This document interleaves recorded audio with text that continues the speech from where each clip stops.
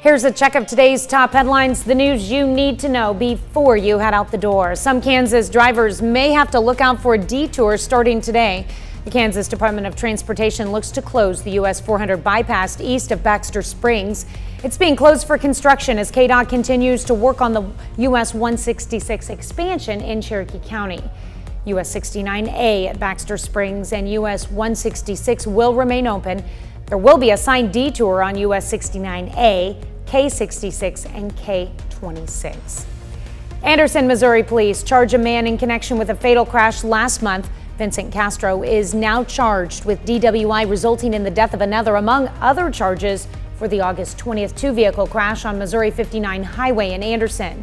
The other driver, 65-year-old David Cunningham, was airlifted to Freeman Hospital in Joplin, where he was later pronounced dead. Ukrainian soldiers raised their country's flag in the main square of Izium.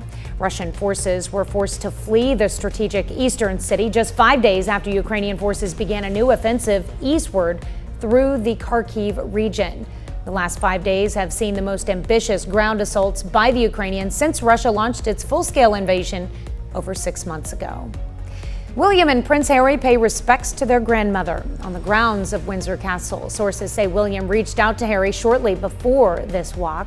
You can see the brothers with their wives Catherine and Meghan looking at some of the tributes to the Queen left by the gates of the castle before greeting people who were there to offer their condolences. Public viewings for the Queen will get underway today. That's a check of today's top headlines, the news you need to know before you head out the door.